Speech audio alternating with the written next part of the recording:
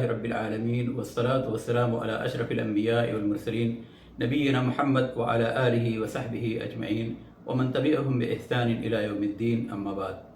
محترم ناظرین، اللہ کی معرفت دنیا کی سب سے بڑی سعادت ہے.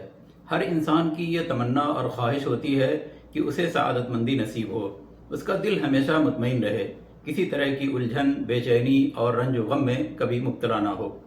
حالانکہ انسان کا یہ خواب اس دنیا میں پورا ہو ہی نہیں سکتا. کوئی انسان کتنا بھی مالدار ہو، طاقتور ہو، شان و شوکت والا ہو، ان ساری پریشانیوں سے بچ نہیں سکتا. لیکن ایک مومن شخص جو اللہ کو پہچانتا ہے اور یہ جانتا ہے کہ اللہ جو ساری مخلوقات کا خالق ہے، وہی ان کو روزی دینے والا ہے، وہی ان کو موت و حیات دینے والا ہے، اسے جب پکارو وہ سننے کے لیے تیار رہتا ہے، وہ کبھی سوتا نہیں اور نہ اسے اونگ آتی ہے. زمین و آسمان میں جتنی چیزیں ہیں سب اسی کی ملکیت میں ہیں، وہ ہر چیز پر قادر ہے، وہ کسی کا محتاج نہیں اور سب اسی کے محتاج ہیں. وہ کسی پر ظلم نہیں کرتا اور کوئی ظالم اس کی گرفت سے بچ نہیں سکتا. دنیا میں تو بچ سکتا ہے مگر قیامت کے روز اسے سزا ضرور ملے گی. جو اللہ کو پہچانتا ہے اسے یہ یقین ہے کہ اس سے سچا کوئی نہیں، اور اسی سچی ذات نے سب سے سچی کتاب قرآن مجید میں یہ حقیقت بتا دی ہے کہ اس نے دنیاوی زندگی کو فتنے اور آزمائش کی زندگی بنائی ہے. اصل زندگی آخرت کی زندگی ہے. اس نے یہ وعدہ کیا ہے اور اس کا وعدہ 100% سچا ہے کہ انسان کی تمام تمناؤں اور خواہشوں کو پوری کرنے والی جگہ صرف جنت ہے، جہاں انسان کو ایسی ایسی نعمتیں نصیب ہوں گی جس کا کسی نے تصور تک نہیں کیا ہوگا. مزید یہ کہ جنت میں جانے کے بعد ایک انسان اللہ کو اپنی آنکھوں سے دیکھ سکے گا، اور دیدار الہی کی یہ نعمت پانے کے بعد انسان جنت کی تمام نعمتوں کو بھول جائے گا. اب ذرا سوچیں، جسے ان ساری باتوں پر مکمل یقین ہے، کیا دنیا کی پریشانیاں اس کے لیے کوئی معنی رکھتی ہیں؟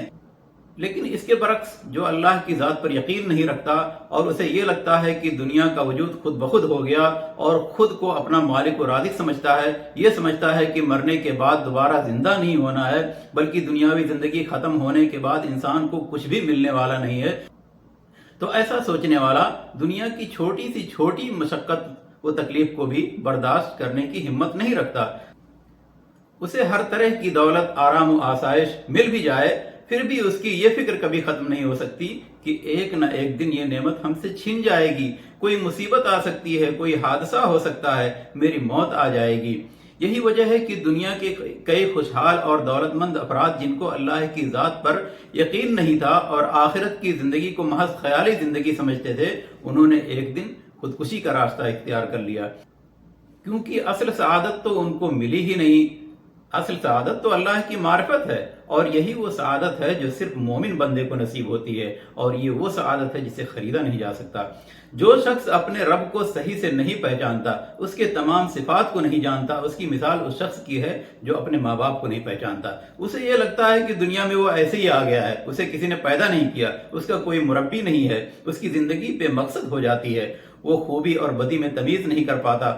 اور جو شخص اپنے رب کی کچھ خوبیوں کو تو جانتا ہے لیکن اس کی تمام صفات اور خوبیوں سے واقف نہیں ہوتا، تو وہ بہت سی غلط فہمیوں کا شکار رہتا ہے. مثال کے طور پر ایک شخص اللہ کی یہ صفت تو جانتا ہے کہ اللہ بہت رحم والا ہے، لیکن اس کی یہ صفت نہیں جانتا کہ وہ بڑی حکمت والا ہے، تدبیر والا ہے.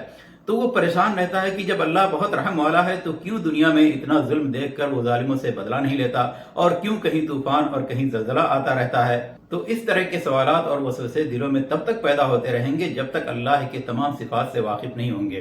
اللہ کی معرفت کیسے حاصل ہوگی اور اللہ کو انسان کما حقوق کیسے پہچان سکتا ہے؟ یہ تبھی ممکن ہے جب اللہ کے اسماء و صفات کی صحیح معرفت ہو، اور یہ معلوم ہو کہ اللہ کے کتنے نام ہیں، کتنے صفات ہیں، کیا کیا صفات ہیں اور کون کون سی خوبیاں ہیں. اللہ تعالیٰ کے اسماء و صفات کی معرفت صرف سعادت کا ذریعہ ہی نہیں بلکہ یہ توحید کا ایک جز ہے اور کلمہ شہادت کا ایک حصہ ہے جس کی گواہی دے کر انسان مسلمان بنتا ہے. اور یہ توحید کی 3 قسموں میں سے ایک قسم ہے جسے توحید الاسماء و صفات کہا جاتا ہے. یقیناً توحید کی یہ قسم بڑی ضرورت و اہمیت کی حامل ہے. ہر مسلمان کو اللہ کے تمام اسماء و صفات سے واقف ہونا بے حد ضروری ہے، لیکن افسوس کہ یہ ہماری غفلت و بے توجہی کا شکار ہے. بہت کم مسلمان ایسے ہیں جن کو اللہ کے اسماء و صفات کی صحیح معرفت ہوگی. یا تو وہ جاننے کی کوشش ہی نہیں کرتے، یا اگر کوشش کرتے بھی ہیں تو وہ صحیح منہج کی روشنی میں جاننے کی کوشش نہیں کرتے، بلکہ وہ متکلمین اور اہل تعویل کی نظر سے ان اسماء و صفات کا مطالعہ کرتے ہیں اور پھر ان کی تعویل کرتے ہیں اور دانستہ یا غیر دانستہ طور پر ان کا انکار کر بیٹھتے ہیں، اور اس تعویل و انکار کی وجہ سے ہی وہ خالق اور مخلوق کے درمیان فرق کو اچھی طرح نہیں سمجھ پاتے۔ پھر اللہ کے بارے میں اتحاد و حلول کا نظریہ رکھتے ہوئے اسے ہر جگہ موجود سمجھنے لگتے ہیں اور عرش الہی کا انکار کر بیٹھتے ہیں۔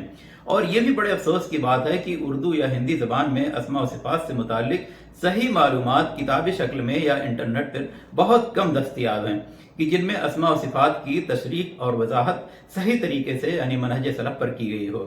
اگر کچھ معلومات ہیں بھی تو وہ تعویلات سے بھرپور ہیں الا ماشاء اللہ، اور جو صحیح منہج پر ہیں ان میں بہت زیادہ اختصار سے کام لیا گیا ہے، اور کچھ ایسی ہیں جن میں متشابہ اسماء کے درمیان فرق نہیں بیان کیا گیا ہے۔ مثال کے طور پر رحیم اور رحمان میں کیا فرق ہے، غفور اور غفار میں کیا فرق ہے، علیم اور علام میں کیا فرق ہے، رازق اور رزاق میں کیا فرق ہے، خالق اور خلاق میں کیا فرق ہے۔ لوگ یہی سمجھتے ہیں کہ صیغے الگ الگ ہیں لیکن معنی ایک ہی ہے، حالانکہ ایسا بالکل نہیں ہے۔ تو انہی سب وجوہات کی بنا پر میں نے ارادہ کیا کہ قرآن و حدیث کی روشنی میں طریقے سلف کی پابندی کرتے ہوئے اللہ کے اسماء و صفات پر تفصیلی گفتگو کروں اور ان اسماء و صفات کو سلسلے وار دروس کی شکل میں پیش کروں، تاکہ یہ دلچسپ ہونے کے ساتھ ساتھ داعیان اور عوام الناس کے لیے یکساں مفید ہو۔ اور میری یہ کوشش ہوگی کہ ہر درس میں اللہ کے کسی ایک نام یا باہم ملتے جلتے 2 یا 3 ناموں پر تفصیلی روشنی ڈالی جائے، اس امید سے کہ عام مسلمانوں کو ان دروس سے زیادہ فائدہ ہوگا انشاءاللہ۔